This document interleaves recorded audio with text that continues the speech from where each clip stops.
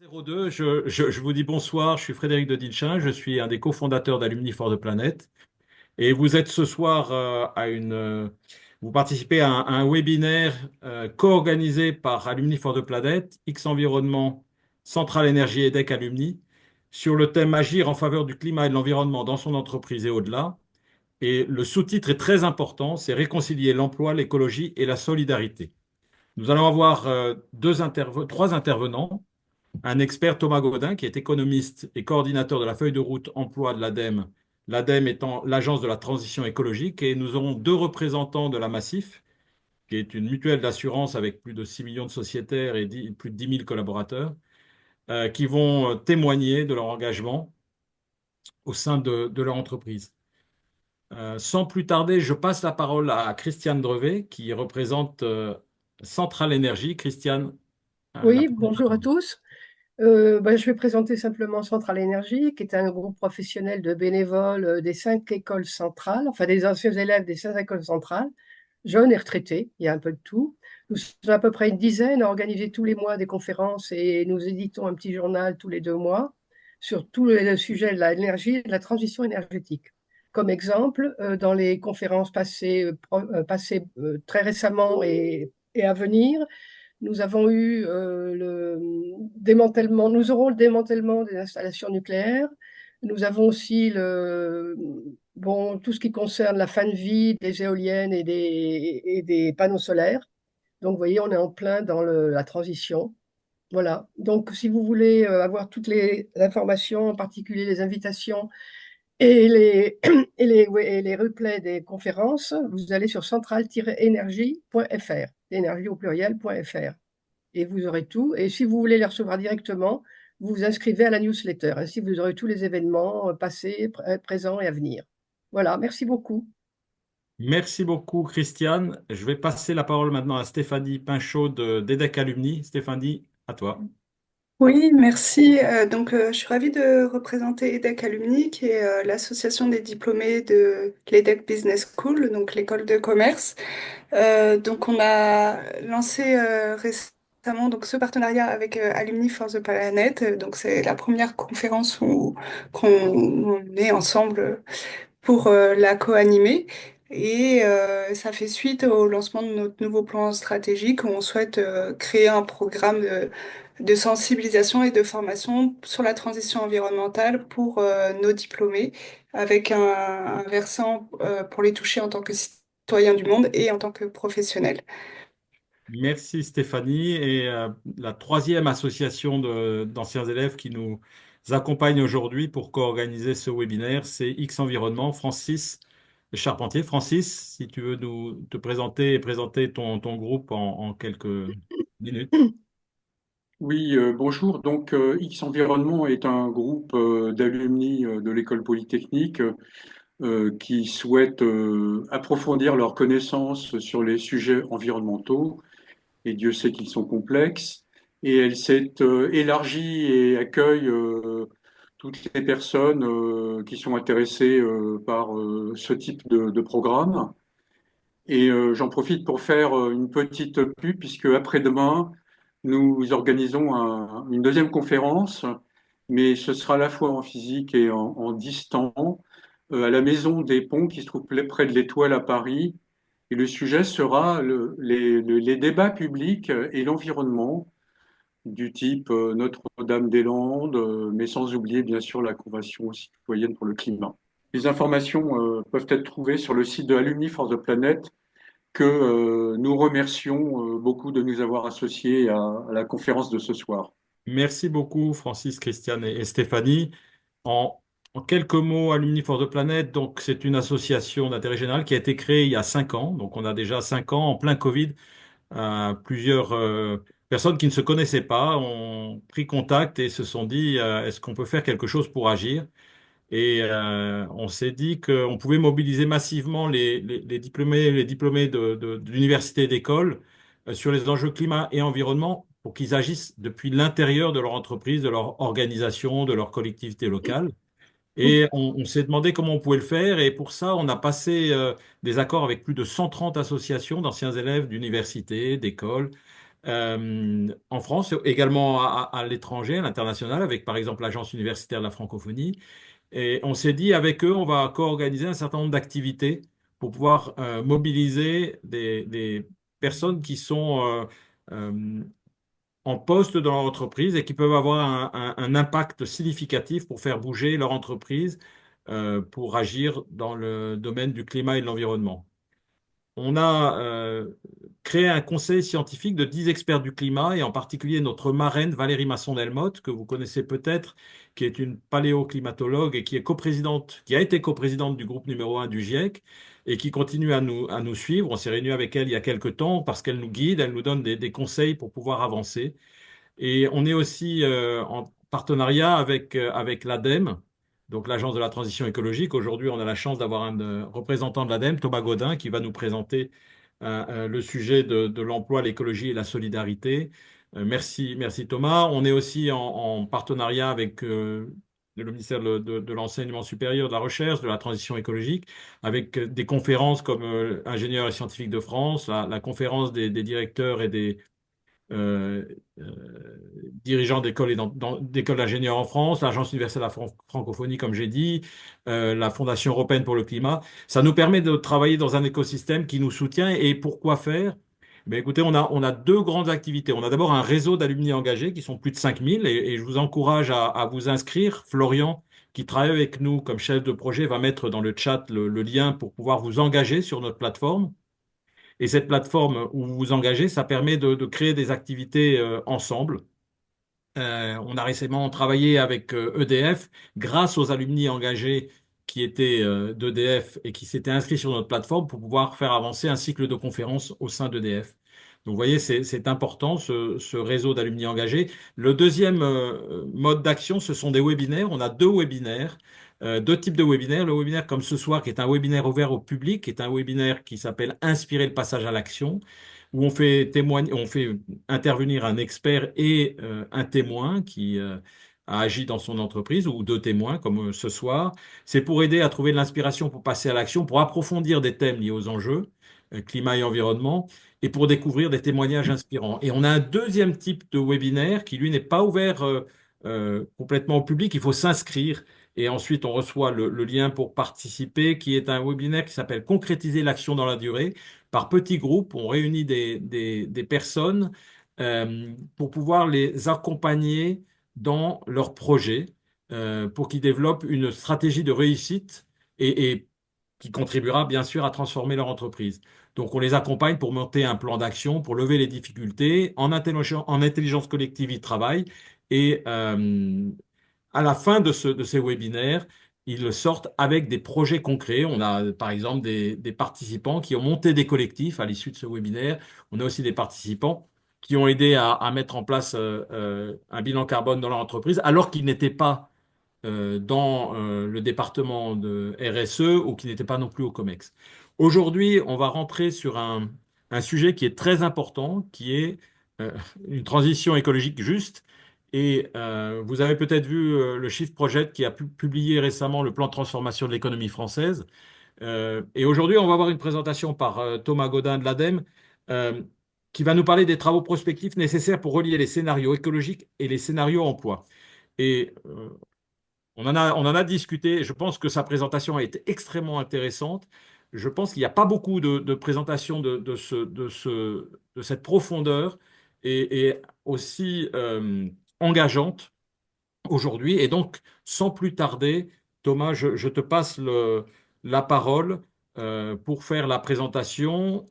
À l'issue de cette présentation qui va durer une vingtaine de minutes, vous aurez la possibilité d'avoir une réponse aux questions que vous aurez éventuellement posées dans le chat.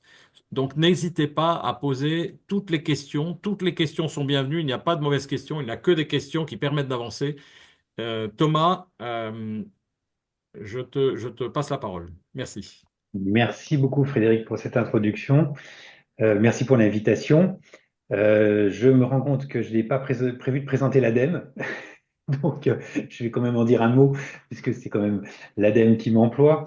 L'ADEME, Agence de la transition écologique, ancienne agence de l'environnement et de la maîtrise de l'énergie, qui s'occupe, je vais présenter ça à l'ancienne, de du point de vue historique, de tous les sujets écologiques, sauf l'eau, sauf la biodiversité, et côté énergie, sauf le nucléaire, et dit positivement, surtout efficacité énergétique pour le transport, la mobilité, les énergies, plus le bâtiment, les énergies renouvelables, l'économie circulaire, les déchets, le recyclage et la qualité de l'air. On est environ 1000 implantés entre des services du siège et des services dans les régions, y compris dans les outre-mer. Voilà pour la carte postale. Sur le sujet, alors emploi d'ailleurs, depuis hier, je ne suis plus, il n'y a plus de feuille de route emploi, mais une thématique emploi, parce qu'en fait, on s'est réorganisé et on va avoir une future feuille de route transition juste. Et donc, l'emploi va être intégré dans la feuille de route transition juste qui devra sortir à la fin de l'année, mais ça ne change rien aux orientations de fond et le positionnement de l'ADEME sur l'emploi que je vais présenter. J'ai aussi précisé que j'ai fait un pas de côté avec une association qui est maintenant en stand-by, mais qui est quand même en arrière-plan de la réflexion, qui est cette micro-association qui s'appelle Diagnostic partagé sur les causes du chômage. J'en dirai un point, vous verrez tout à l'heure. On peut passer à la suivante. Alors oui, retour aux fondamentaux. Quand on parle d'écologie, de quoi on parle? Déjà, c'est pas pareil que selon qu'on est un acteur public du côté de l'écologie ou quelqu'un qui observe l'écologie de l'extérieur. Là, je ne parle pas de la fonte des neiges. C'est-à-dire qu'en fait, l'écologie, en fait, c'est par rapport à l'économie qu'il faut définir l'écologie. En fait, c'est toujours par rapport à une dynamique économique. L'économie, je dirais, c'est l'accompagnement du changement, la gestion du changement, l'anticipation du changement. L'écologie, c'est la dérivée seconde pour les mathématiciens. C'est le changement du changement. C'est-à-dire que si les évolutions telles qu'elles tendent à se passer elle ne pose pas de problème pour l'habitabilité de la Terre et d'autres problèmes de cette nature pour les générations futures. L'écologie n'a pas besoin de s'inviter au débat. Donc c'est toujours quelque chose de fondamentalement dynamique. Par exemple, je vais vous donner un exemple bête, mais il y a quelques années, une vingtaine d'années, je pense que ça continue d'exister, on avait ce qu'on appelle les comptes de dépenses de protection de l'environnement. Et dans ces comptes de dépenses, on comptait les dépenses des ménages qui s'équipaient de pots catalytiques pour leur voiture. Parce qu'on considérait que c'est un effort supplémentaire par rapport au marché. Et puis, après, le pot catalytique est devenu obligatoire. Donc, ça a disparu des comptes. C'est devenu une dépense normale. Donc, tout ce qui est normal disparaît de l'écologie. Donc ça, vous avez, si vous prenez l'économie des déchets, elle est la collecte des déchets ménagers. Pour nous, maintenant, c'est devenu quelque chose de normal. C'est si, par exemple, on retombe dans une situation de crise économique, on n'a plus les moyens de financer la collecte de gestion des déchets, là, ça redeviendra un problème écologique. Mais là, c'est repassé dans de l'économie normale. Donc, il faut bien comprendre que l'écologie, c'est toujours un différentiel par rapport à une situation non pas figée dans le temps, mais déjà une dynamique, et on est en écart par rapport à cette dynamique. Donc, les acteurs publics de l'écologie, ils sont toujours là pour critiquer finalement le tendanciel. S'il n'y a pas de critique, il n'y a pas d'écologie. C'est ça qu'il faut avoir à l'esprit.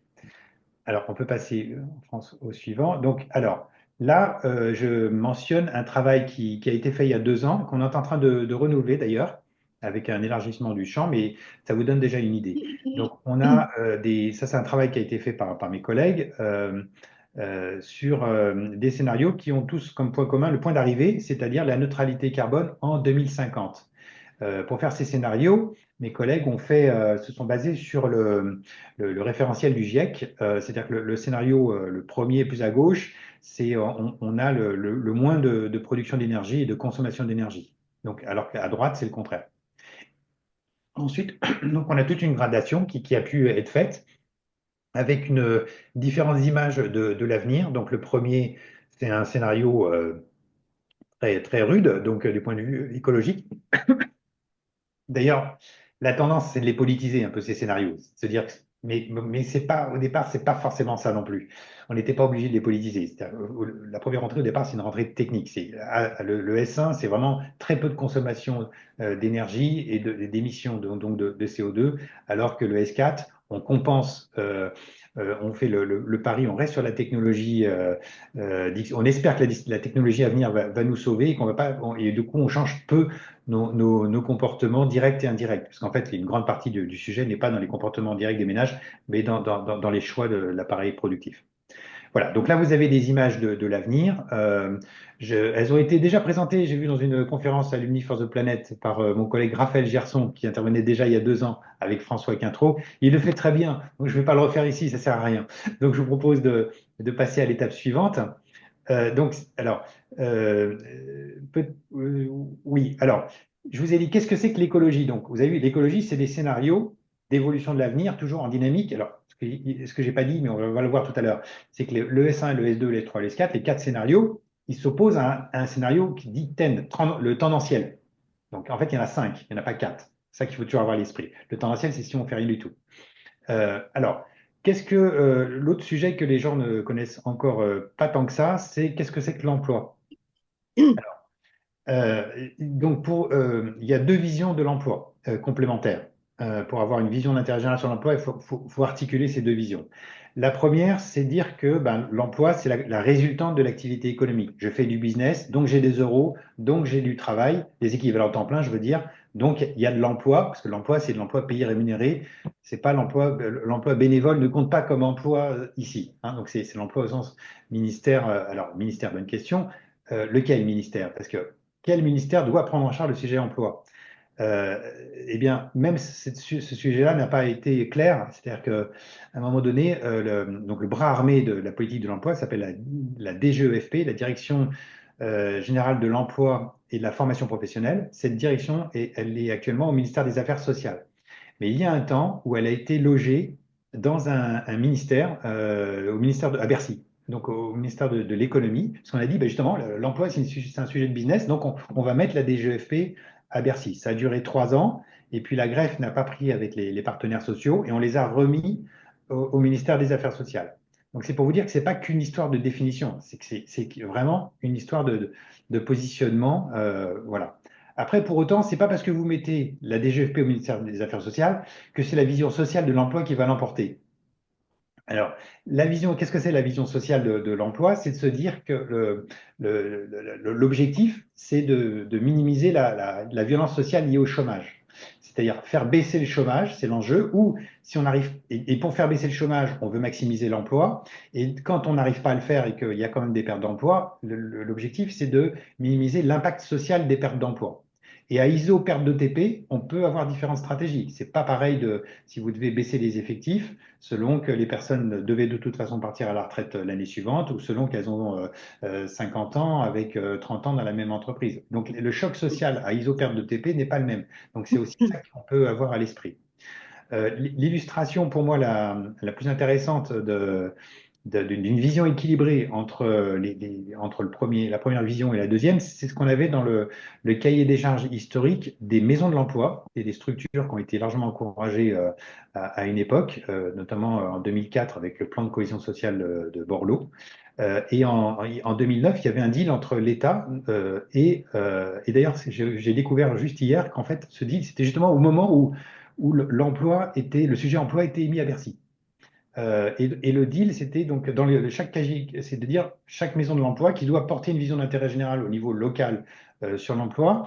Il y a deux leviers à actionner. Il y a le fait de dire, pour éviter le chômage, il faut faire du développement économique. Et donc derrière, ça crée de l'emploi. Donc ça, c'est l'axe action. C'est le troisième axe. Il y en avait 2 autres plus intellectuels. Et puis, le quatrième axe, c'est dire éviter que ce soit toujours les mêmes qui soient exclus du marché du travail, donc avoir une attention spécifique pour des publics cibles, des personnes exclues, les gens en insertion, les publics fragiles, etc. Donc, et donc, dans le modèle sur lequel il y avait un accord, où le ministère disait, nous, on prend en charge 50% du fonctionnement de la structure de la maison de l'emploi, et vous, territoire, vous en prenez les 50% autres. Et donc, il y avait on retrouvait bien cet équilibre. Donc, alors, simplement pour avoir à l'esprit que, en pratique, dans ce que je vois, moi, du sujet, dans la pratique, quand on parle d'écologie, dans 99% des cas, c'est la vision 1 qui l'emporte. C'est une vision patronale, un besoin de recrutement qui va l'emporter. Alors qu'il y a aussi quand même la deuxième vision qui va compter aussi, notamment pour les pertes d'emploi et surtout si on fait des liens avec l'écologie, ce que je vais dire juste après. Donc, du coup, on peut passer au suivant. C'est que, alors, on retourne, donc voilà, vous avez deux visions sur l'emploi possibles et voici l'emploi vu du côté de l'écologie. C'est ce qui a été ce double constat. Il y a un double constat qui a été à l'origine du positionnement depuis, je dirais, 5 ans sur la thématique emploi à l'ADEME. Le premier constat, c'est de dire que, ben, en dépit de tout ce qu'on peut objectiver avec des travaux sérieux, macroéconomiques, sectoriels, qui montrent que globalement l'écologie est bonne pour l'emploi en ETP, on a beau le dire, l'idée que l'écologie est l'ennemi de l'emploi perdure quand même dans les têtes. Voilà, on a beau le démontrer par A plus B, c'est pas comme ça que les gens raisonnent. Et puis effectivement, il y a aussi cette question des mouvements de main-d'œuvre à la hausse, à la baisse. Et donc, les gens ne raisonnent pas en solde net. Ils regardent quand ils sont concernés, leur assiette à faire. Donc, derrière la question, c'est comment on fait pour qu'il y ait zéro personne fâchée avec la transition écologique du fait de son destin professionnel. Vu à l'échelle micro, c'est comme ça qu'on peut le traduire. Et puis, il y a tout un travail au niveau macro que je vais illustrer tout à l'heure. Ensuite, l'autre aspect, c'est par là d'ailleurs qu'on a commencé, parce que c'était supposé être le plus facile, c'est de dire que bah, là, je dirais que c'est le point de vue étatique, écologique, patronal. C'est-à-dire, on a des objectifs écologiques, on a des activités à développer, par exemple 23 gigawatts d'éolien terrestre en 2023, c'est un objectif, on est en train de regarder en 2017 notamment, et est-ce qu'on a les ressources pour atteindre cet objectif sur le chemin critique? Est-ce qu'on a un problème d'anticipation d'emploi et de compétences? Et là, je reviens à la question de l'écologie par rapport à l'économie. C'est tout à fait normal dans le monde économique d'anticiper les questions d'emploi et de compétences.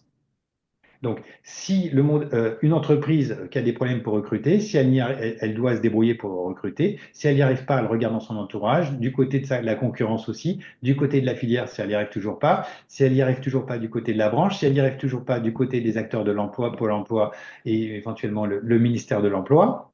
Et si ça a des conséquences sur l'atteinte d'un objectif écologique, on a fixé un vrai objectif écologique, pas juste un truc comme ça évanescent, c'est un objectif quantifiable, vérifiable, cadré dans le temps. Donc, s'il est sur le chemin critique d'un objectif écologique, là, nous, acteurs de l'écologie, on est un petit peu légitime pour dire, bon, ça serait bien qu'on s'invite dans le débat.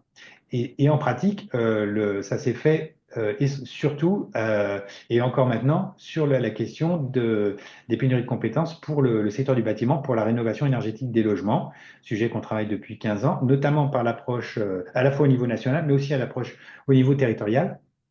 Et c'est pour ça que moi, personnellement, j'ai vraiment découvert vraiment le sujet emploi au-delà de la mesure des ETP avec la pratique de terrain, avec une quarantaine de maisons de l'emploi et le partenaire Alliance Ville Emploi au niveau national qui coiffe ces réseaux. Voilà, donc ça, c'est donc deux problèmes. En dépit de nos travaux, ben, le message passe pas. Les gens sont convaincus que l'écologie est l'ennemi de l'emploi. Et deuxième problème, ben, on a quand même, surtout dans le bâtiment, un problème de pénurie de compétences. Pour les autres sujets, ça existe aussi. Il y a un sujet aussi agriculture qui est insuffisamment travaillé, mais qui n'est pas qu'un sujet travail, c'est aussi un sujet capital, au sens de perte d'investissement capital. Mais globalement, c'est comme ça que le sujet se présente essentiellement. François, je surveille le timing en même temps. Alors, le message, j'ai quand même à dire un mot, même s'il n'est pas entendu. J'ai quand même le répéter.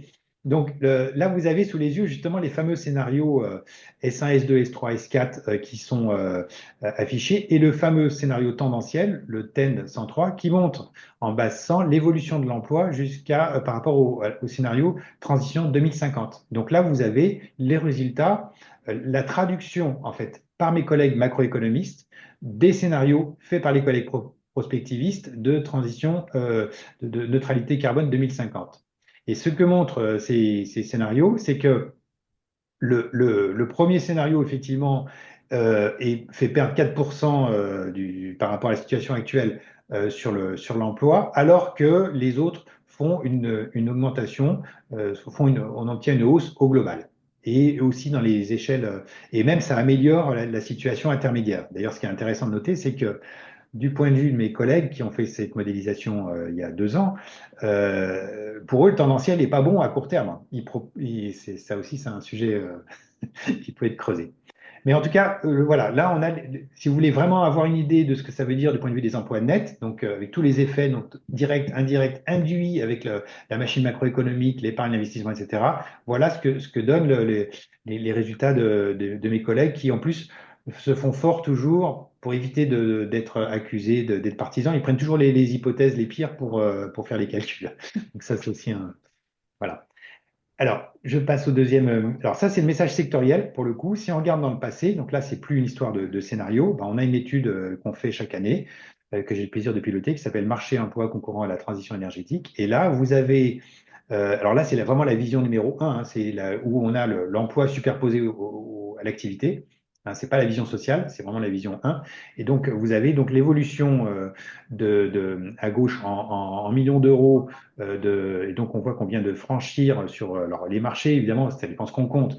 Mais si on prend la même base depuis 2006 jusqu'à 2022, donc vous avez une partie des transports terrestres. On n'a pas mis les emplois d'exploitation de la SNCF, par exemple. Donc, il y a des choix méthodologiques là-dedans. Mais vous avez les énergies renouvelables, dont celles qui sont liées au bâtiment, le bâtiment résidentiel, donc isolation des murs par l'extérieur, etc., etc. Donc là, vous avez le résultat global. Donc, on est passé donc de 31 milliards à plus de 100 milliards. On a franchi le cap des 100 milliards en 2022. Et en équivalent temps plein, ça nous donne, on est passé de 190 000 ETP à 421 000. Je dis ETP parce que la vraie vie de l'ETP, c'est pas ça, c'est que de 2 ETP, enfin un ETP, ça peut être 2 emplois à mi-temps. Donc, c'est pas en nombre de personnes réelles, il peut toujours y avoir un écart entre l'ETP et la réalité des destins professionnels. On peut passer, François, à la suivante. Alors, donc avec SNC, puisqu'on va parler du partenariat avec l'association de François, puis au-delà de SS, mais pour le moment, je commence d'abord avec SNC, parce que c'est comme ça que ça s'est passé dans l'histoire. Pour illustrer comment on essaye de travailler la question, le plus simple, c'est de présenter ça avec le modèle de l'échelle, qui est ce que je vais vous montrer là. Alors, de quoi s'agit-il? C'est vraiment c'est une parabole. Oui, il faut chausser les lunettes. Là, je vois Christiane qui. Je les enlève au contraire. Voilà. Alors, à droite, c'est quoi l'idée? C'est qu'il faut, pour préparer l'avenir, il faut faire des choses solides. Et donc, on a des scénarios, comme les 4 scénarios de l'ADEME que je vous ai présentés, mais il y a d'autres scénarios. Il y a la planification écologique, il y a la programmation pluriannuelle de l'énergie, la stratégie nationale bas carbone. Voilà, on a beaucoup de choses qui sont, avec des objectifs, des visions d'avenir et parfois des obligations d'avenir. Ça, c'est le montant droit de l'échelle. Donc, de ce côté-là, le futur de l'écologie, donc il faut imaginer que la pelouse, c'est maintenant, c'est 2025, c'est le présent, c'est le sol, c'est là où on met les pieds. Et pour se projeter vers l'avenir, il faut gravir l'échelle. Les barreaux d'échelle, c'est les années qui passent. Chaque barreau, c'est une année à venir. Donc, le barreau du haut, c'est l'année 2050. Et donc, l'idée, c'est d'avoir, face à ces visions d'avenir pour l'écologie qui existent déjà, des visions d'avenir, alors pour l'emploi au sens large, c'est-à-dire l'emploi, le chômage, l'emploi, les qualifications, les métiers, les compétences, le travail. Il n'y a pas tout, il n'y a pas le logement social, il n'y a pas la protection sociale, il n'y a pas la santé, il n'y a pas l'éducation. Hein. Mais déjà sur ce volet-là, si on a une vision d'avenir, si on a des visions d'avenir, comme nous on a fait nos scénarios écologiques, si de l'autre côté on a nos scénarios possibles sur le champ propre à l'emploi, au chômage, etc., on peut ensuite avoir raccordé ces visions, c'est le rôle des barreaux d'échelle, c'est-à-dire que si ces visions sont cohérentes en 2050, elles doivent l'être aussi en 2040, elles doivent l'être aussi en 2035. Et donc, pour chacune des années qui passent, il faut qu'on puisse contrôler que ce qu'on imagine à droite est cohérent avec ce qu'on imagine à gauche. Si c'est cohérent, c'est plus solide. Si c'est plus solide, c'est plus fiable. Si c'est plus fiable, c'est plus finançable. Et donc, l'enjeu, c'est d'avoir les moyens pour financer la transition écologique à droite de l'échelle et la transition sociale à gauche. Et le mur, c'est évidemment le mur de l'argent. Ou plutôt le développement économique mainstream, c'est-à-dire le schéma sur lequel on veut impulser quelque chose de différent. Donc voilà, c'est ça le modèle. Alors pour que l'échelle soit un petit peu plus solide, ben, il faut aussi, quand on fait de la prospective, il faut avoir la mémoire du passé. Donc côté écologique, on l'a déjà, la mémoire du passé. Ça s'appelle le Grenelle de l'environnement qui posait des objectifs à horizon 2020. Ce qu'il nous faudrait, c'est l'équivalence pour solidifier, pour planter le montant gauche des l'aisselle dans le sol. Et c'est le travail de cette micro-association qui s'appelle Diagnostic partagé sur les causes du chômage. C'est-à-dire que si on comprend les causes du chômage rétrospectivement, on pourra faire des scénarios tournés vers l'avenir beaucoup plus solides. Et donc, c'est pour ça que j'ai fait un partenariat avec des historiens, avec une approche, je dirais, en biais, je dirais. Et donc, le 19 mai prochain à la Sorbonne, vous allez avoir 3 salles de classe, deux terminales et une de première, qui vont proposer une contre-histoire du chômage avec trois lycées de Seine-Saint-Denis. Donc c'est complètement exploratoire, mais ça va permettre d'alimenter la réflexion pour ceux qui s'intéressent à l'avenir. Alors, on peut passer au suivant. Alors, c'est là où c'est assez incroyable, c'est que l'échelle, donc je vous dis, l'idéal c'est de la construire, mais les barreaux d'échelle, c'est là où c'est incroyable, c'est qu'ils existent déjà. Et on peut les activer pour n'importe quel horizon de temps, 2050, 2040, 2030, etc. Donc, si vous, alors oui, vous ne voyez pas ma souris parce que je n'ai pas la main sur l'écran. Donc, les thématiques ça marche de façon concentrique. C'est-à-dire que le périmètre s'élargit de plus en plus. Le tout petit périmètre jaune, ça concerne uniquement le secteur du bâtiment. Avec une opération. Donc, je ne vais pas détailler tout ça ici parce que vous voyez, chaque sujet, c'est 3 heures. Mais le 4, par exemple, bah, c'est justement ce que je vous ai présenté tout à l'heure. Les résultats emploi, bah, l'étude marché emploi concourant à la transition énergétique, c'est un barreau d'échelle. C'est une façon de raccorder des scénarios écologiques sur le montant droit de l'échelle et de les traduire en équivalent temps plein, même si on ne va pas dans le détail des métiers, des qualifications et des compétences. Si vous allez encore un cran plus loin, le 7, quand je vous ai parlé de la déclinaison en emploi de ce qu'ont fait mes collègues macroéconomistes pour traduire en emploi les histoires macroéconomiques des 4 scénarios S1, S2, S3, S4 de l'ADEME, puis ils l'ont fait aussi pour la stratégie nationale bas carbone. Ben voilà, ça, c'est une façon ce sont des barreaux d'échelle qui prennent un champ d'activité encore plus large. Et puis, vous avez, avec la planification écologique, il y a une stratégie emploi-compétences de la planification écologique qui couvre un tiers de la population active et donc il n'y a pas tout. Il n'y a pas 30 millions d'actifs, mais on a 8 millions d'actifs dans le champ de la planification écologique. Donc, si vous voulez, pour résumer la difficulté actuelle, c'est qu'il ne faut pas confondre les barreaux d'échelle qui sont des traducteurs. C'est des traducteurs en emploi d'histoire écologique, mais ça ne fait pas l'histoire de l'emploi. Et donc là, on peut passer à la suivante. Voilà. À droite, à gauche, c'est l'idéal. Voilà, c'est ça que j'essaye de dire. Pour sortir de l'opposition emploi-écologie, il faut activer l'échelle, il faut la rendre vraiment opérationnelle. C'est pas une abstraction hein, pour moi. Enfin, c'est pas seulement une image derrière, c'est des travaux, des études, des partenariats. Vous allez le voir. Mais la situation actuelle, c'est l'image de droite, si vous voulez, qui est un peu perturbante. C'est-à-dire qu'en fait, vous avez des barreaux, mais qui tombent dans le vide dès qu'on va au-delà de 2030. 2030, parce que vous avez le scénario tendanciel fait par la DARES, le ministère de l'Emploi et France Stratégie, s'appelle la prospective des métiers et qualifications à horizon 2030. Donc là, pour le coup, c'est très intéressant, ils ont fait un super boulot, mais c'est avec le scope qui est l'ensemble de la population active. Par contre, on ne rentre pas dans le détail des compétences et des qualifications. Et puis, ben, il n'y a pas de fil conducteur. C'est-à-dire qu'on ne sait pas ce qu'on veut maximiser ou minimiser. Parce que quand on fait de la prospective, c'est ça qu'il faut retenir, c'est qu'on a un fil conducteur.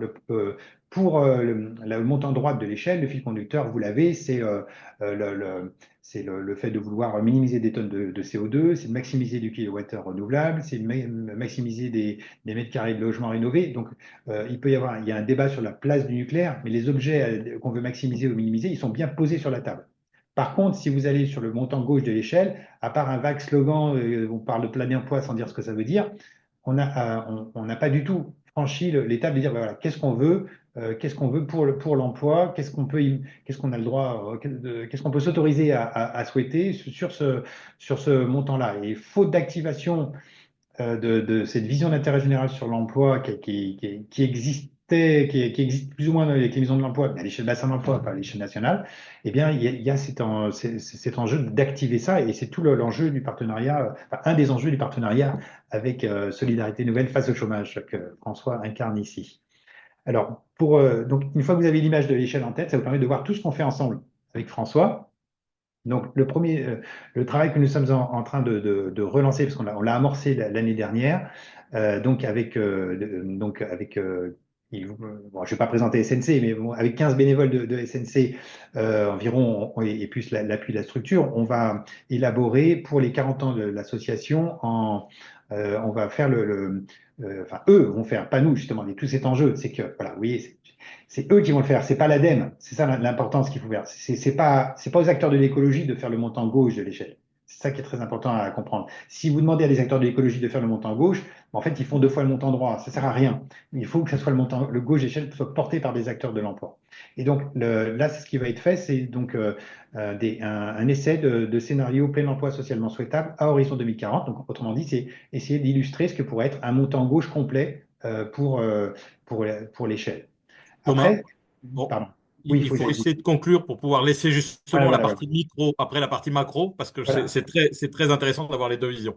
Voilà, voilà. Des Bon, fois. on a fini là en fait, hein. Mais au niveau micro, ou peut-être que François, tu veux l'illustrer toi-même à partir de là, mais voilà, oui, François a inventé la fresque de l'emploi durable, et donc je te laisserai la présenter la fresque peut-être du coup sur ce qu'on a fait ensemble avec notamment les équipes de l'ADEME, mais si vous voulez les visualiser, c'est une consolidation du montant. Alors il y a tout, il y a le fait de faire des nouveaux barreaux d'échelle, le fait de consolider le montant droit de l'échelle et le fait de consolider les actions au pied gauche de l'échelle. Voilà, en image, voilà tout ce qu'on est capable de faire avec un partenariat, sachant que j'ai d'autres partenariats avec d'autres associations, mais l'objectif ici n'est pas de vous présenter tout ce que je fais pour l'emploi. Voilà. Merci beaucoup Thomas. Il y a une question un peu technique que je vais poser tout de suite et puis après on passera à François. Et la question c'est les travaux macroéconomiques sur l'emploi suivent-ils la méthode input-output de Philippe Quirion et Perrier de Oui, 2016? alors c'est un des barreaux d'échelle, parce que la méthode d'input-output de Philippe Quirion, elle a été soutenue par l'ADEME d'ailleurs. Ça a donné un outil qui s'appelle territoire. Alors, il faut pas, il y a deux acronymes TED qui se font concurrence, mais le dernier, TED, ça se termine par. Et c'est un des quatre barreaux. Si on revient sur les barreaux d'échelle, il est dedans. C'est le 5. Voilà, outil TED RAC, Réseau Action Climat ADEME. Parce qu'en fait, Philippe Quirion, il est à la fois chercheur au CIRED et responsable au Réseau Action Climat. Merci beaucoup Thomas. À la fin on aura peut-être l'occasion de revenir et d'avoir d'autres questions. On va passer maintenant au témoignage de François Quintreau, qui est responsable de projet à impact à la Massif, qui est vice-président de Solidarité Nouvelle face au chômage, comme tu l'as dit, qui est fondateur de la fresque de l'emploi durable et qui va parler à la fois de son engagement pour répondre aux défis de notre temps en termes écologiques et en ne laissant personne au bord de la route de l'emploi, la transition juste. Et on passe du macro à la partie micro. Donc, François, je te laisse maintenant intervenir.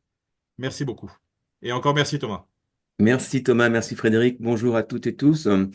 Donc effectivement, j'interviens avec une double casquette, bénévole au sein de l'association Solidarité Nouvelle face au chômage et puis salarié, responsable de projet à impact à la Massif.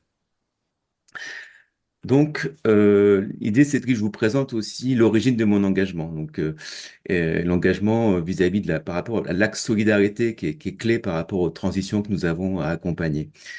Et cet engagement vient de mon engagement auprès de Solidarité Nouvelle face au chômage. Donc, j'habite à Niort. Il y a 10 ans, j'ai contribué à la création du groupe de solidarité de l'association à Niort.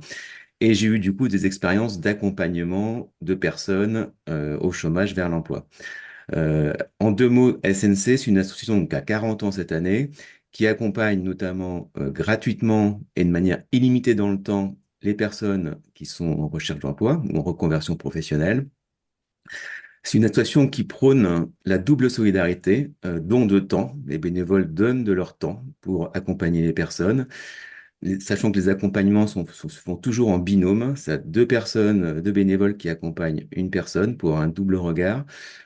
Et une solidarité financière aussi, puisque grâce au soutien financier des bénévoles, de donateurs aussi privés, personnes morales aussi, on finance le retour à l'emploi.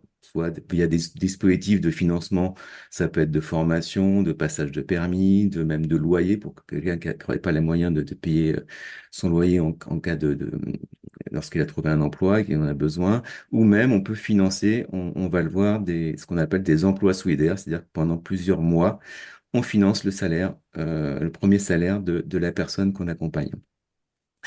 Et concrètement, là, on est dans le très micro, mais c'est important que je vous en parle parce que c'est ce très micro qui m'a profondément touché et qui, après, m'a permis d'amplifier mon engagement. Et là, je vais vous raconter trois histoires d'accompagnement des personnes que j'ai eu la chance de rencontrer. Donc, Aurélie, déjà, c'était donc une salariée, une quarantaine d'années, deux enfants, qui était en burn-out très sévère, hein, en mal-être vraiment professionnel très, très, très grave dans la grande distribution. Donc, elle a dû quitter son emploi et on l'a accompagnée pendant 1 an et demi. Hein. Donc, alors, en la rencontrant tous les mois dans des cafés. Entre-temps, elle a eu des emplois, mais ce n'était pas très bien passé. Donc, il a fallu donc, qu'on soit là pour l'aider à affronter toutes ces difficultés. Et au final, on lui a proposé d'intégrer, on avait un partenariat avec une association locale sur Niort, une ressourcerie associative, un emploi solidaire. Justement, on a financé pendant 6 mois son salaire au sein de cette association. Et là, elle s'est complètement épanouie. Et finalement, elle a contribué à développer une nouvelle activité au sein de l'association et ils ont pu ensuite, après les 6 mois financés par l'association SNC, ils ont pu l'embaucher en CDI et cette même personne est devenue après bénévole au sein du groupe de Niort de Solidarité Nouvelle face au chômage. Un autre exemple, là, je vais vous citer Bertrand, qui était un homme d'une 45 ans à peu près, qui était au RSA depuis 10 ans. Donc, il pensait ne plus jamais retravailler. Hein. Et grâce à ces rencontres régulières, on a pu identifier chez lui des compétences. Notamment, il aimait jardiner. Hein. Et en fait, on a ensuite retravaillé son parcours, son CV, euh, son, on l'a encouragé aussi parce qu'il ne croyait plus à postuler à des annonces. Et finalement, 8 mois après, donc ça a été relativement rapide, il a retrouvé un emploi dans tout ce qui est jardinerie et il y est encore, il y est ravi. Voilà, donc ça, c'est deux exemples pour vous montrer effectivement que le côté micro est important pour comprendre la réalité et ensuite se connecter plus au macro. Et le macro, c'est ça, c'est effectivement, c'est le deuxième axe de l'origine de mon engagement. C'est une prise de conscience d'un double défi qui est quand même assez énorme. C'est à la fois le défi social, c'est-à-dire qu'en France, aujourd'hui, on a encore 5 millions de personnes qui sont privées d'emploi. On a une augmentation du mal-être au travail avec plus de 40% des salariés qui sont en mal-être. L'éco-anxiété, comme disait Thomas, les difficultés de recrutement dans certains secteurs qui sont pourtant utiles à la transition climatique écologique. Et puis l'autre problématique, on la connaît tous, c'est les limites planétaires, la crise environnementale, l'effondrement de la biodiversité, la crise énergétique, etc., etc. Donc il y a ces deux problématiques majeures macro justement sur lesquelles il faut agir. Et du coup, pour agir, et souvent ces deux problématiques, comme le disait Thomas, c'est un peu le barreau droit et le barreau gauche de l'échelle, ne se rencontraient pas. Et moi, chez SNC, je suis devenu administrateur au sein de l'association en 2019. C'est clair que j'étais le seul, à part le fondateur de l'association, à vouloir reconnecter l'écologie à l'emploi, à l'insertion, au chômage. Et j'avais du mal à me faire comprendre à l'époque, et je sentais que c'était pourtant nécessaire de sensibiliser déjà les administrateurs, puis l'ensemble des bénévoles, et puis au-delà d'autres acteurs, à ce lien étroit entre écologie, insertion, chômage, emploi. Et pour y arriver, ayant fait la fresque du climat, l'atelier d'automne, fresque biodiversité, un certain nombre d'ateliers pédagogiques très efficaces en matière de prise de conscience, et c'était à l'époque où le Shift projet commençait à travailler sur le plan de transformation de l'économie française, que l'ADEME, effectivement, commençait aussi à travailler sur ces scénarios. Et du coup, à ce moment-là, je me suis dit, il serait intéressant d'imaginer un outil pédagogique pour sensibiliser à toute cette problématique-là, un maximum de monde. Et c'est là qu'est née l'idée de la fresque de l'emploi durable créé avec un collectif de bénévoles de l'association, mais pas que, hein, d'autres associations aussi, comme notamment des shifters, d'autres structures qui nous ont rejoints pour créer cette fresque de l'emploi durable, portée aujourd'hui par l'association donc Solidarité Nouvelle Face au chômage, qu'on déploie auprès d'acteurs publics de l'emploi. On a fait des premières expérimentations chez France Travail, à l'APEC, auprès d'entreprises, donc comme la Massif, on va y revenir, mais comme EDF aussi, auprès d'autres associations, auprès de syndicats. On a par exemple la CFDT qui est partenaire, auprès d'écoles comme par exemple Sciences Po, qui la déploie auprès de tous ses étudiants, le Sciences Po Lyon. Donc, bienvenue s'il y a d'autres écoles intéressées.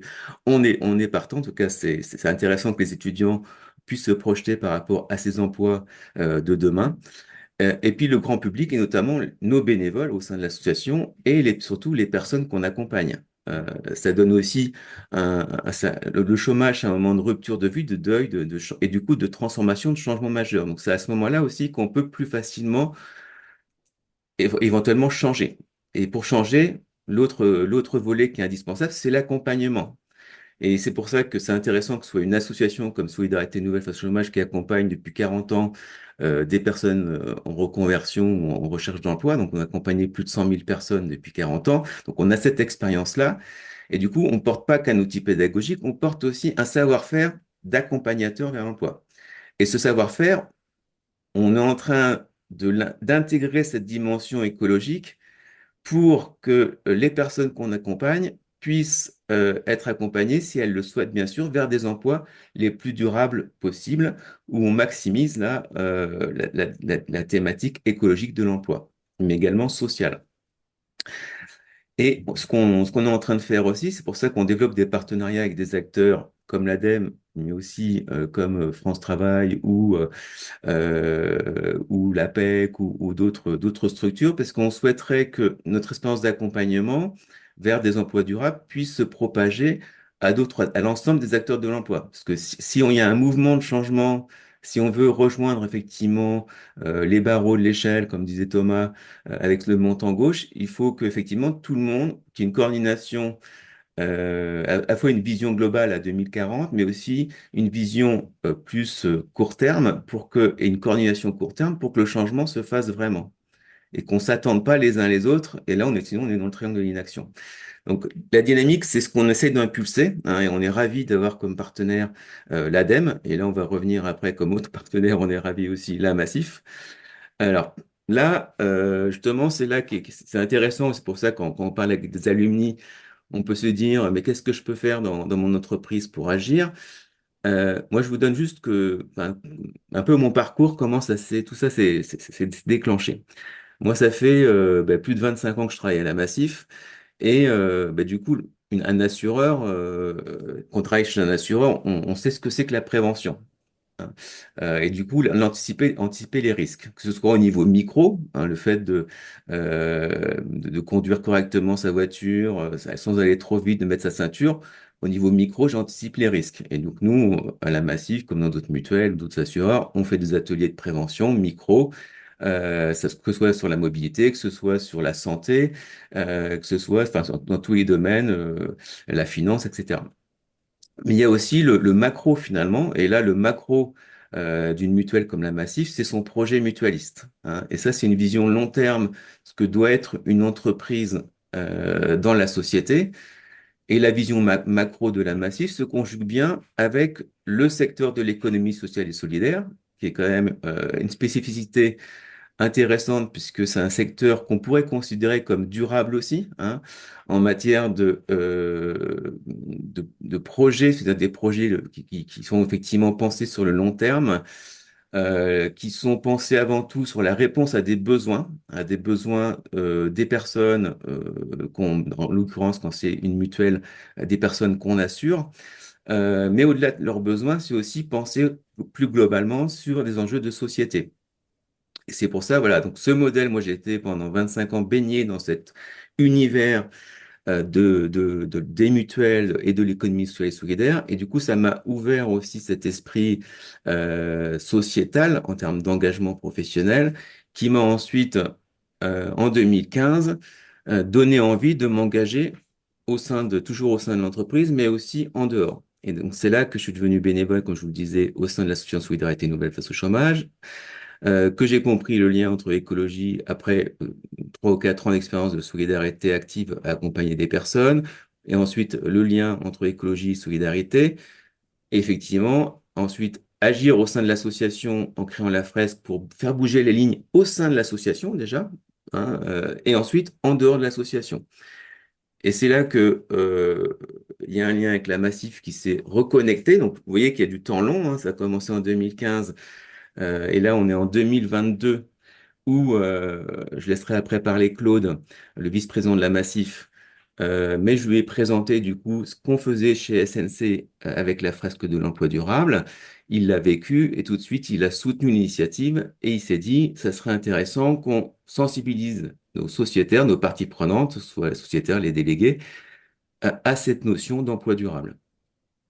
Et ensuite, moi, ça m'a permis aussi, cette expérience bénévole m'a permis de développer des compétences, en créant la fresque notamment, en accompagnement des personnes, pour proposer aujourd'hui à la Massif un dispositif qui s'appelle Massif Action Climat, qui est un dispositif aussi pédagogique pour accompagner nos sociétaires aux enjeux de la transition, des transitions liées à l'urgence climatique, et notamment aux enjeux d'atténuation et d'adaptation en lien avec les transitions. Donc, c'est ce que je fais aujourd'hui. Et du coup, il y a des liens très étroits avec l'association Solidarité Nouvelle face au chômage et l'envie, que ce soit côté Massif comme côté Solidarité Nouvelle, d'impulser des solidarités nouvelles. Et c'est là depuis 40 ans, SNC, c'est don de temps, don d'argent. La nouvelle, hein, c'est les solidarités envers les générations futures. Et ça, c'est vraiment essentiel. Et ça rejoint des travaux carrément prospectifs, puisque qui dit génération future dit effectivement on se projette. Et en se projetant, on comprend. Et du coup, en comprenant, on se dit qu'est-ce qu'il faut changer maintenant, qu'est-ce qu'il faut accompagner pour qu'on arrive en 2050 à un monde viable, enviable pour nos enfants, nos proches et ceux des autres. Voilà. Voilà pour ma partie, Frédéric. Merci beaucoup, François. Alors, avant de passer la parole à Claude Verne, on va mettre dans le chat un petit sondage. Merci d'y répondre parce que ça nous permet de voir comment le webinaire peut encourager le passage à l'action. Vous verrez les questions, il n'y en a pas beaucoup, elles sont rapides à répondre, mais c'est pour voir si effectivement vous êtes inspiré après avoir écouté ce témoignage. Alors, ça va être intéressant parce que, vous voyez, on a vraiment une cohérence entre les interventions. Et là, maintenant, on a Claude Verne, qui est vice-président de la Massif et administrateur d'AEMA, qui est une cofondation d'Aesio et de la Massif, qui va intervenir pour nous parler de l'importance d'encourager les engagements pluriels des collaborateurs dans une entreprise, en l'occurrence la Massif, et d'impulser de nouvelles alliances entre des organisations qui œuvrent à des causes communes. Et ensuite, après l'intervention de Claude, ça serait intéressant d'avoir un échange entre Claude et François. Claude, merci de participer à ce webinaire. À toi. Merci à toi.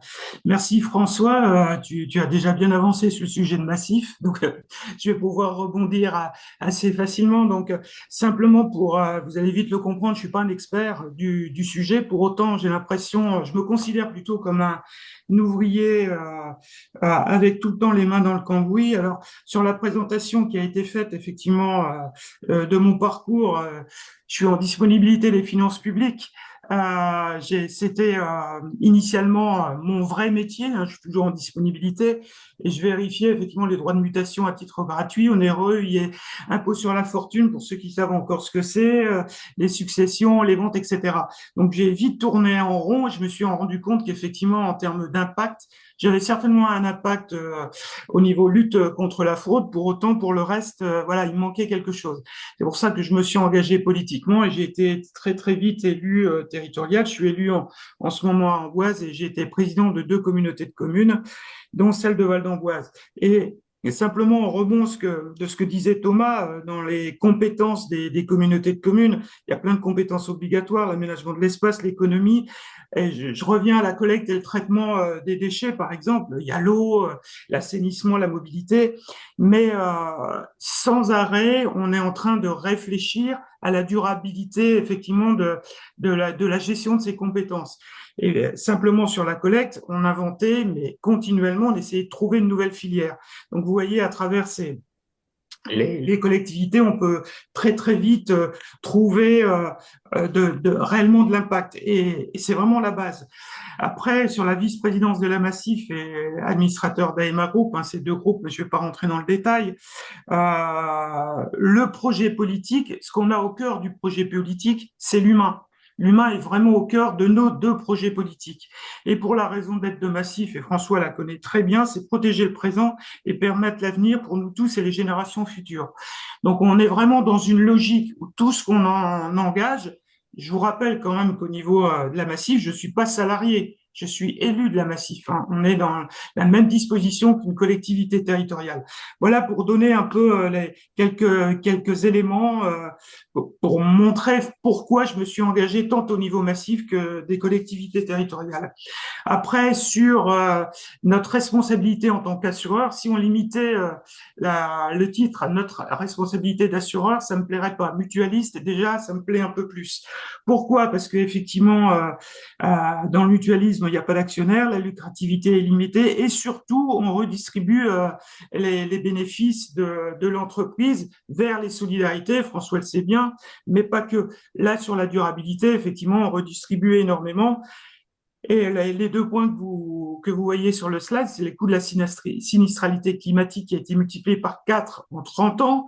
Vous voyez, pour la Massif, c'est 300 millions d'euros, soit 60 euros par sociétaire adhérent client, vous comprenez ce que ça veut dire.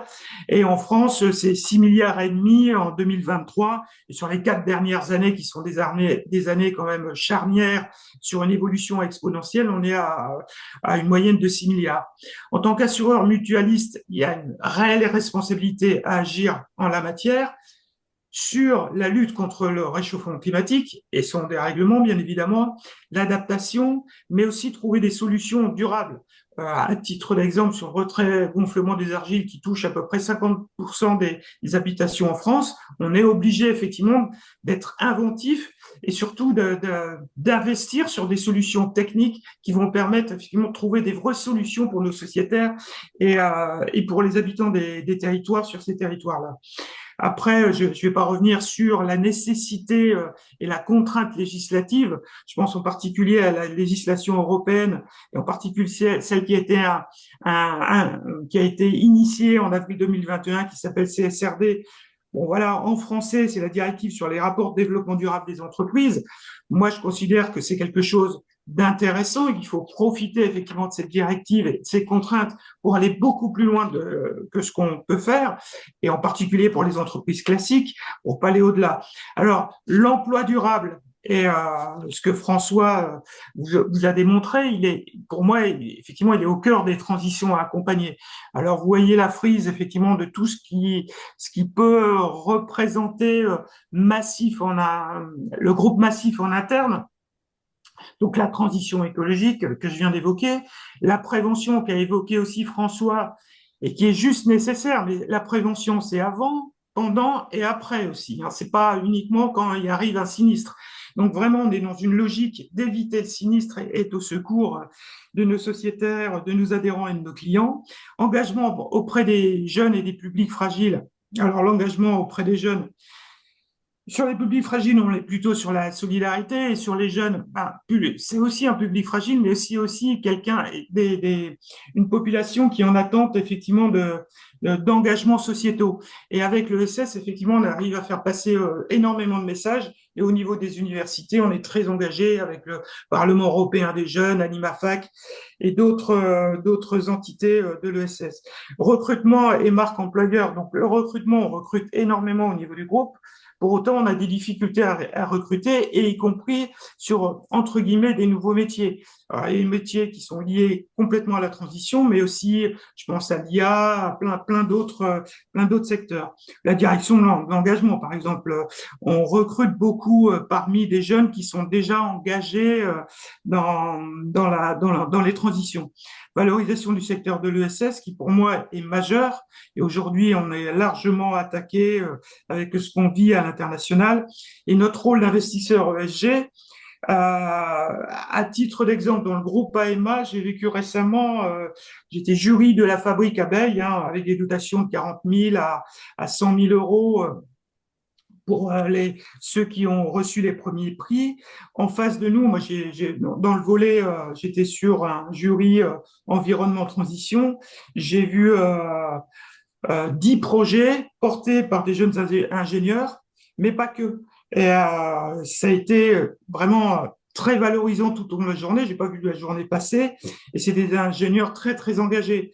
Mais ce que je voulais vous dire, c'est que j'ai vu aussi des ingénieurs un peu plus âgés, pour pas dire âgés, mais qui effectivement voulaient basculer sur vraiment plutôt les transitions. Et je pense par exemple à une structure qui s'appelle New Materialist.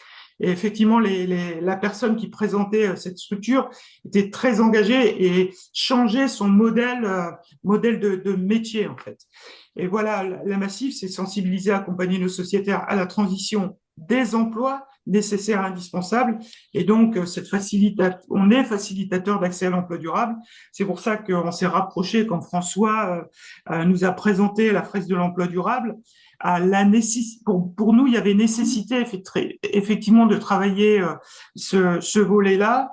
Et c'est le slide suivant. Et on était plutôt dans une logique effectivement de sensibiliser nos sociétaires. Mais François avait commencé par sensibiliser aussi les collaboratrices et les collaborateurs de Massif. Et le retour que j'avais était hyper intéressant. Mais on a aussi sensibilisé des jeunes avec des jeunes de divers horizons. Et moi, ce qui m'a le plus impressionné, c'est qu'ils parlent tous le même langage, même avec des universitaires, d'autres qui ont un niveau pas universitaire, mais en tout cas, ils parlent tous le même langage, avec toute cette volonté d'aller sur ces nouveaux métiers. Et donc vraiment, on coche vraiment cette volonté d'aller sur des actions mutualistes en lien avec cette fresque de l'emploi durable. Sur l'accompagnement, bah, effectivement, on finance des structures créant des emplois durables. On a beaucoup de véhicules d'investissement en interne qu'on crée et qu'on continue de créer. Je pense à Massif Impact ESS, Massif Innovation, le fonds Massif Terre et Vivant. Je vous rappelle que dans le groupe Massif, on a 4 métiers différents et on a aussi un gestionnaire d'actifs qui pèse à un certain point, c'est plus de 200 milliards. Donc, ça nous permet effectivement d'aller piocher, c'est pas notre argent, en tout cas, c'est l'argent des sociétaires, des clients, et on l'utilise à bon escient en créant des fonds qui vont aller sur le volet des transitions.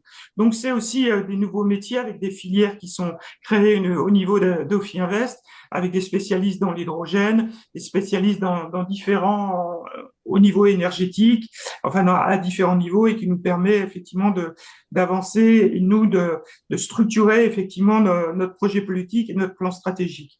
Après, sur l'écosystème avec les bons acteurs et dispositifs d'emploi durable, c'est l'écosystème massif avec des acteurs effectivement et des entrepreneurs à impact et ESS qu'on a pu rencontrer et qu'on rencontre régulièrement.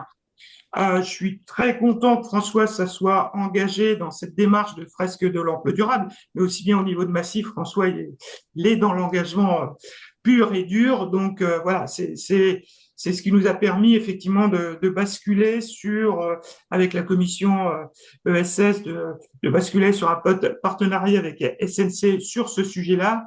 Et puis maintenant, avec les régions au plus proche des territoires, de continuer la fresque de l'emploi durable. Voilà, très rapidement pour laisser la place aux échanges, ce que je voulais vous dire le plus synthétiquement possible. Alors, il y a plusieurs questions qui arrivent, mais juste pour rebondir très rapidement, François et Claude, quelle a été la réussite du déploiement de cette fresque de l'emploi durable à la Massif? Qu'est-ce qui fait que ça a pris, non seulement avec les collaborateurs, mais maintenant avec les sociétaires? Euh, c'est une alliance. Dites-nous un petit peu comment vous avez fait pour voilà, faire démarrer le processus et que ça fonctionne et que ça prenne. Ouais, moi, je me permets.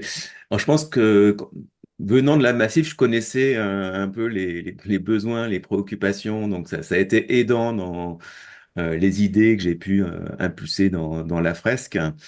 Euh, et puis, effectivement, ça a été une démarche progressive. On a impliqué d'ailleurs, même dans la phase de conception, sans qu'il y ait un partenariat affiché entre SNC et la Massif à l'époque, moi j'ai impliqué des collègues, notamment de la direction innovation, pour me donner des idées de conception de cet outil pédagogique. Et du coup, c'est par un peu des réseaux plus d'amis, de collègues, hein, qu'on a réussi à impacter, à impliquer un certain nombre de personnes pour effectivement de la Massif, pour faire en sorte que aussi cet outil serve le monde de l'entreprise, et dont la Massif, mais d'autres entreprises aussi. Et après, avec Claude, effectivement, on se connaissait déjà.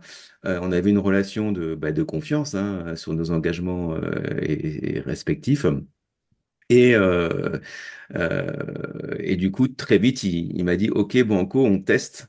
On l'a testé déjà auprès d'un noyau de délégués de la Massif, avec aussi un public les premiers tests avec des jeunes, hein, justement, de Parlement européen et d'écoles de la deuxième chance.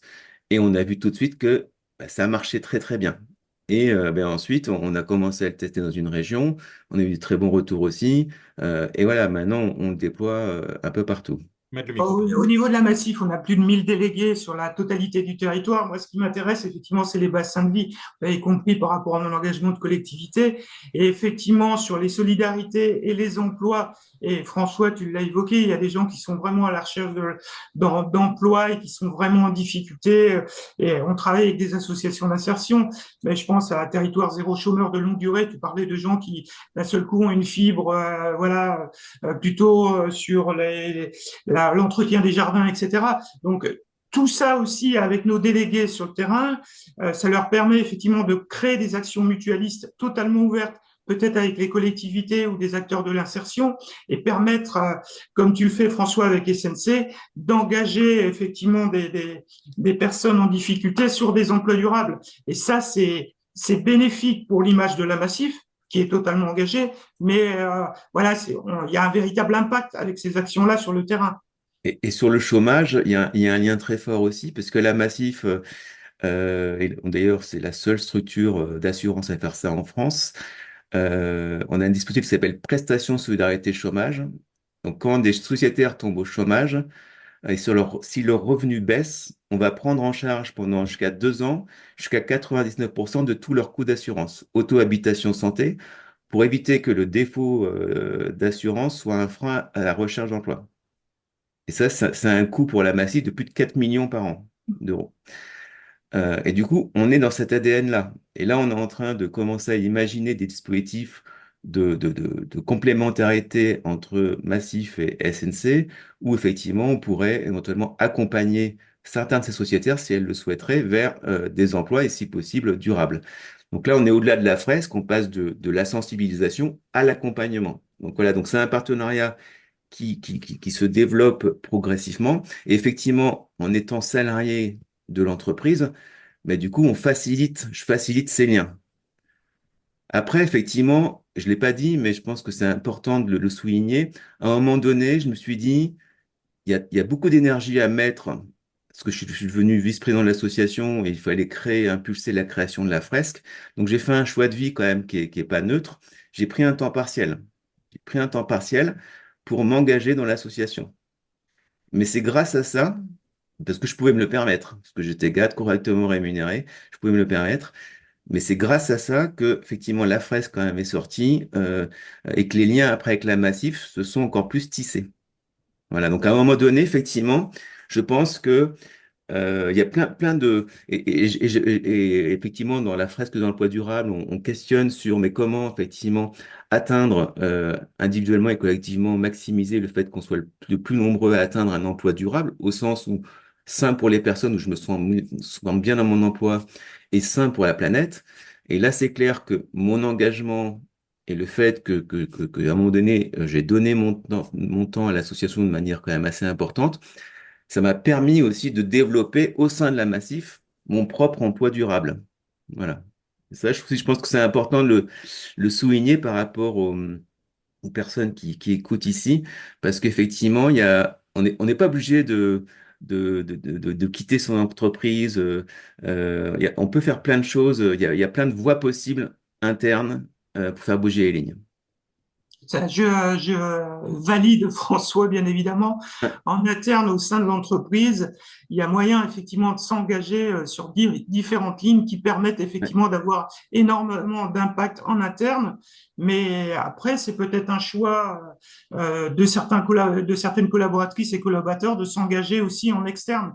Et comme tu le fais, ben, ça peut être un mi-temps ou ça peut être effectivement un engagement sur quelques heures par semaine. C'est ce qui est fait au travers d'outils que tu connais bien, François, en interne aussi au niveau de Massif, avec l'outil Diffuse, qui permet aussi de donner quelques heures par semaine, par mois, au travers d'actions à impact pour le territoire ou d'actions individuelles pour aider des gens. j'avais été très touché par le discours du fondateur de la Massif, Jacques Vendier. D'ailleurs, c'était un polytechnicien, polytechnique de 1950, un polytechnicien brillant et en même temps brillant techniquement, mais aussi humainement. Et du coup, il a créé la Massif dans les années 60. Et il nous disait en tant que salarié, quand on lui posait les questions, qu'est-ce que vous attendez de nous? Il nous disait, j'attends deux choses, que vous fassiez le métier le mieux possible pour lequel vous êtes payé et que vous fassiez quelque chose pour lequel vous n'êtes pas payé. C'est reprendre l'idéal mutualiste qui animait ses fondateurs. Voilà. Et moi, effectivement, en faisant ça, en faisant mon engagement bénévole, j'ai l'impression d'entendre, de suivre cette source d'inspiration que nous a apporté pendant des années Jacques Vendier. Merci. Il y a une question, après je passerai une question pour Thomas. Il y a une question assez précise. Est-ce qu'il existe des équivalents de la Massif à l'étranger? Pour moi, Non, non, non, les questions sont pour François et Claude. Après, je passerai à pardon. la question pour Thomas. Alors, ce qui est intéressant, c'est qu'il y aura un forum mondial de l'ESS fin novembre à Bordeaux.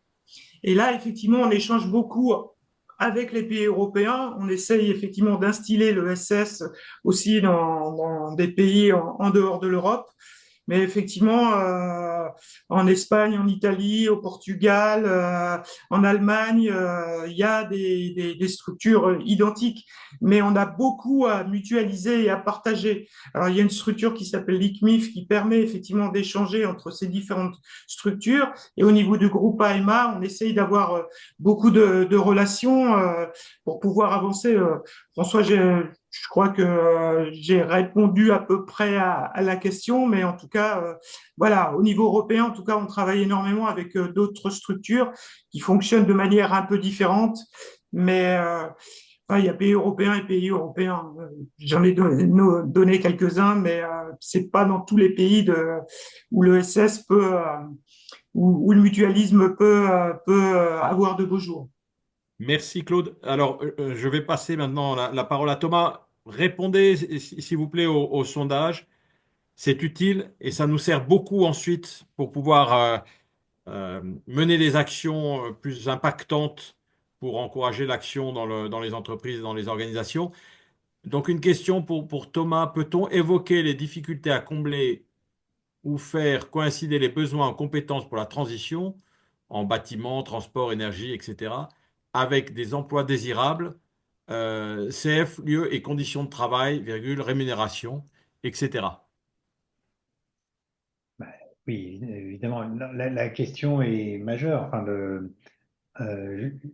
alors, l'intérêt, on a des partenariats qu'on développe petit à petit avec l'Agence nationale pour l'amélioration des conditions de travail. Donc j'ai des collègues qui sont en lien avec eux. On a des travaux en conjoint. Et l'intérêt de l'approche travail, c'est qu'elle est interprofessionnelle. C'est-à-dire quand on défend les conditions de travail, on n'est pas dans la rivalité des secteurs ou des territoires. Donc c'est un plus pour nous côté écologie. Ça, c'est du point de vue du positionnement du sujet. Mais oui, fondamentalement, c'est l'importance du dialogue social avec des partenaires sociaux. Alors justement, c'est plutôt un sujet interprofessionnel. C'est un sujet de branche, mais ça peut être aussi aidé par l'échelon interprofessionnel. Mais c'est vrai que on a tendance à le négliger dans le sens où on est trop sur uniquement l'attractivité des métiers, sans se poser la question de pourquoi les gens ne restent pas.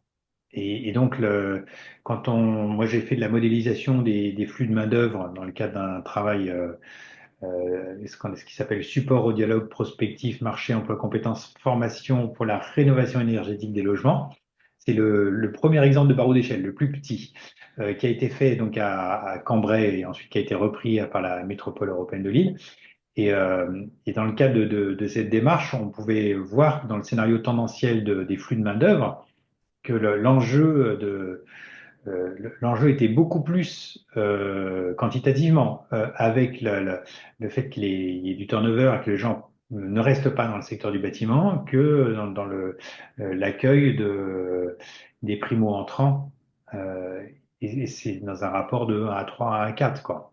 Donc, c'est vraiment un sujet effectivement qui est majeur, mais qui est à la main donc du dialogue social entre les syndicats salariés et fédérations patronales. Et c'est là-dessus où nous, on peut pas, euh, on peut essayer de faire en sorte qu'il y ait des instances de débat où il n'existe pas, mais bon, mais par rapport à l'écologie, c'est toute la difficulté. Merci. Merci Thomas. Je voudrais rebondir sur une question pour François et Claude. 10 000 collaborateurs, 6 millions de sociétaires. Quel est le projet pour le futur, pour pouvoir justement continuer à passer à l'échelle supérieure pour augmenter l'impact?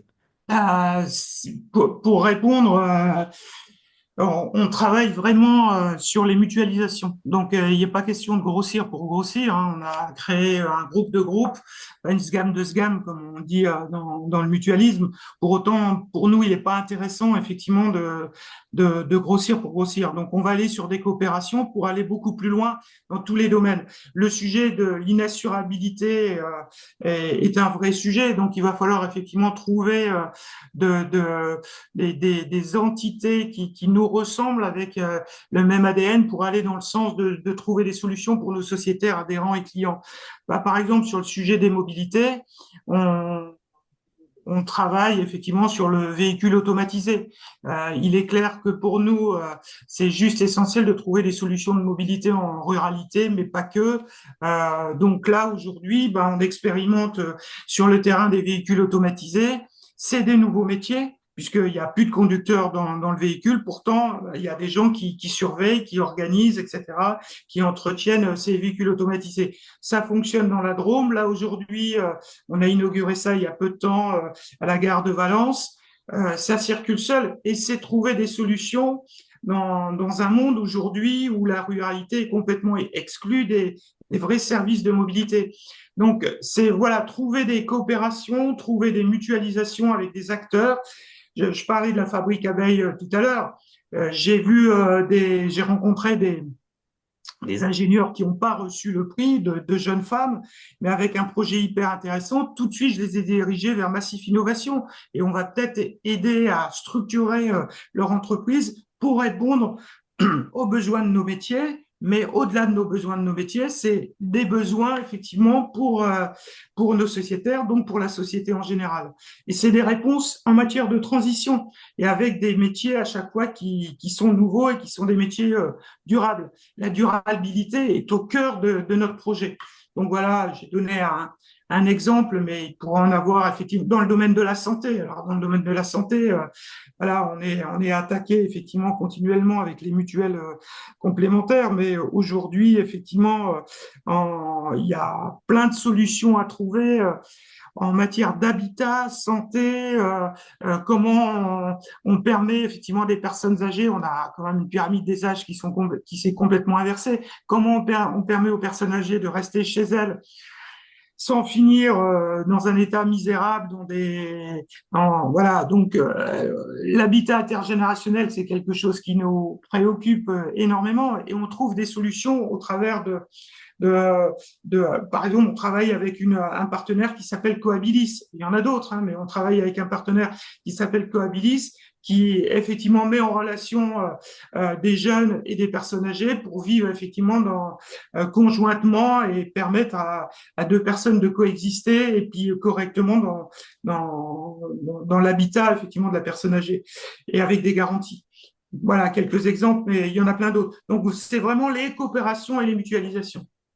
Non, non, mais effectivement, les transitions sont au cœur de notre projet, à la fois, comme le dit Claude, politique, technique aussi au niveau de la direction générale, hein, et le climat, c'est un de nos quatre piliers de transformation, hein, les enjeux climatiques.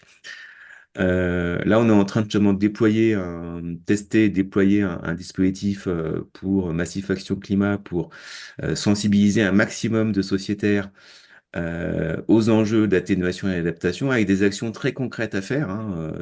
Ça peut être manger moins de viande, mieux, moins de viande mais mieux, ou moins de poissons aussi, se déplacer davantage en mobilité douce, épargner effectivement pour des structures qui œuvrent à la transition écologique. Enfin, il y a plein d'actions possibles qui vont être proposées, partagées. Et l'idée, c'est d'écouter nos parties prenantes, leur montrer on a plein de choses à y gagner. On y gagne à la fois en santé, en pouvoir d'achat, en avenir pour ses proches. On y gagne individuellement, on y gagne collectivement, et montrer ce que fait la Massif en la matière, hein. Et que la Massif puisse se positionner, parce on questionne les gens sur qu'est-ce que vous faites déjà, qu'est-ce que vous faites pas, et pourquoi vous ne le faites pas, qu'est-ce qui vous freine. Et tous ces freins, on va les écouter pour mieux demain les accompagner. Il y a une des actions qui est proposée, c'est s'orienter vers un emploi durable. Donc ça, c'est une des actions parmi les 17 actions très concrètes qu'on propose à nos parties prenantes, que ce soit les salariés, délégués et les salariés. Et l'idée, effectivement, c'est que demain, la Massif se positionne comme un acteur clé pour accompagner ces transitions. Et la force de la Massif, si vous allez dans un point d'accueil, s'il y a une relation de confiance qui est incroyable entre les sociétaires et la Massif, comme une famille en fait, hein, parce qu'on est fiable. On a un taux de résiliation à l'initiative des sociétaires qui est de moins de 4%. Dans la profession, c'est autour de 10 à 15% habituellement. Voilà, parce que nous, on vend des produits, enfin, quand on est assuré, on sait pourquoi on est assuré. Quand on a un sinistre, on sait comment on est couvert. Donc, il n'y a pas de mauvaise surprise. Et ça génère une relation de confiance. Les sociétaires âgés recommandent à leurs enfants d'être assurés, etc. Et du coup, nous, on s'appuie sur ce médiateur qui est la Massif avec de relations de confiance. Et en tant qu'assureur, on est au cœur de la transition, de la problématique de la transition climatique écologique pour dire, écoutez-nous. Et on s'appuie aussi, bien sûr, sur tous les discours scientifiques, toutes les informations qu'on véhicule au travers de ce dispositif s'appuient sur ce que nous disent les scientifiques, pour effectivement être un acteur qui accompagne le changement de manière la plus en misant sur la relation de confiance et de proximité. Et ensuite, ensuite en amplifiant, en générant de l'entraide et de l'entraînement mutuel pour que les gens individuellement changent et collectivement que ça change aussi. Voilà. Et l'entraînement et l'entraide mutuelle, elle est à l'échelle à la fois micro, mais aussi à l'échelle macro, d'où l'importance de partenariats comme Massif SNC, comme avec l'ADEME et avec demain plein d'autres acteurs. France Travail, etc. Enfin, je pense collectivement, on a quelque chose, et tout ça, c'est enthousiasmant. C'est pas, là, quand on prône tout ça au sein de la Massif et en dehors, on est, on, on nous parle jamais d'écologie punitive. On nous dit, ah oui, ça donne envie, on comprend les enjeux. Effectivement, si les autres le font, quand j'y arrive pas, je sais que je peux être aidé, et du coup, ça me donne envie. Voilà. Et c'est ça que la Massif, je pense, avec notre histoire, avec la confiance qu'on a développée depuis 60 ans, plus de 60 ans auprès des sociétaires, fait que voilà, on est totalement légitime pour faire ça. Merci. On va arriver à la fin de ce webinaire. Thomas, François et Claude, en 30 secondes, une minute, si vous pouvez donner votre point de vue personnel euh, toutes les personnes qui souhaitent passer à l'action dans leur milieu professionnel pour pouvoir faire bouger leur entreprise depuis l'intérieur. Donnez une clé ou deux clés qui pour vous sont essentielles pour pouvoir justement démarrer. Par où, comment, peut-être avec votre expérience à vous, puisque c'est ça qui est toujours le plus inspirant. Et on conclura avec ça. Et je remercie tout le monde. On a eu des réponses aux questionnaires. Continuez à répondre et on les partagera avec vous. Ça nous permet d'améliorer. On voit que euh, ce webinaire a eu un impact, que les personnes qui ont répondu effectivement souhaitent agir, souhaitent en parler à trois personnes au moins dans leur entourage. Et si elles ne l'ont pas fait, souhaitent le faire assez rapidement. Donc c'est très positif. Donc on fera, si vous voulez, dans l'ordre d'intervention, Thomas, François et puis Claude Je te laisserai conclure le webinaire. Donc vraiment un message un peu personnel, parce que vous avez non seulement témoigné au niveau professionnel, mais vous avez des engagements personnels qui sont très forts. Quelles sont une ou deux clés pour passer à l'action et devenir un acteur du changement dans son entreprise? Thomas, Ah, Francis, c'est une question que je n'avais pas prévue. Moi, je non, dirais c'est un peu la conclusion de ce webinaire. pense qu'il faut trouver des endroits où agir et penser s'opposent pas. Ça me paraît important. C'est de trouver ces endroits-là, les chercher, les valoriser au maximum et les créer si besoin, mais pas opposer l'action et la réflexion, pas être dans le truc en disant il est urgent d'agir et donc il faut pas réfléchir et on peut pas faire les deux en même temps. Ici, il faut pas faire les deux en même temps, effectivement. Il y a un temps pour penser, un temps pour agir. Il faut bien les articuler, mais il faut surtout pas les opposer. C'est ça, voilà, c'est le conseil que je donnerais, mais je n'ai pas prévu la question. Merci beaucoup. François? Ben, moi, je dirais être toujours dans une logique du et plutôt que du ou. Hein, économie sociale et solidaire. Je pense que écologie, voilà, chômage, enfin voilà, c'est la logique du et qui est vraiment importante. Et puis effectivement, s'ouvrir au sein de l'entreprise, à l'extérieur, hein, qui permet effectivement c'est très inspirant hein, de s'engager à l'extérieur de son entreprise hein, quand on le peut.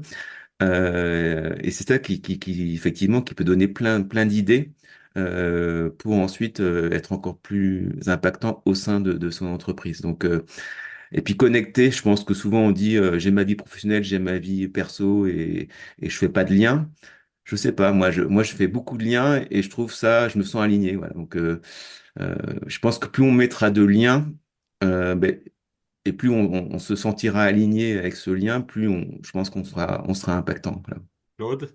Ouais, c'est pas une conclusion, mais en tout cas, oui, effectivement, le et qu'évoque François me parle énormément. Et puis c'est surtout, voilà, s'ouvrir, avoir des rencontres qui sont inspirantes. Et puis, comme je l'ai dit, moi, ce qui compte avant tout, c'est le collectif. J'ai vu une question là sur la Naïf. Bien évidemment, le mouvement mutualiste, il existe et on le partage avec les uns et les autres, chacun avec ses convictions. Et c'est les coopérations qui font qu'on avance, en particulier sur les transitions, sur l'évolution des métiers, etc. Et c'est vraiment les mutualisations qui font qu'on, qui nous permettent d'avancer. Voilà. C'est vraiment, pour moi, j'ai eu de la chance, j'ai une chance inouïe, c'est d'avoir travaillé dans des collectivités territoriales, d'avoir rencontré des experts, des gens qui connaissent le terrain, etc. Et ces rencontres font qu'effectivement, ça nous permet d'avancer. Et au sein de la Massif, c'est pareil.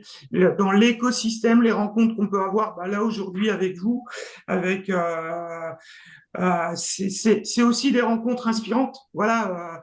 Moi, j'ai appris que finalement, je vais continuer à essayer de renforcer l'échelle que Thomas nous a présentée à mon petit niveau et au quotidien. Merci beaucoup. Merci Christiane, Stéphanie et Francis d'avoir co-organisé avec Alumni for the Planet cet événement. Bonne soirée à tous. Au revoir et continuez bien. Bravo. Merci beaucoup. Félicitations.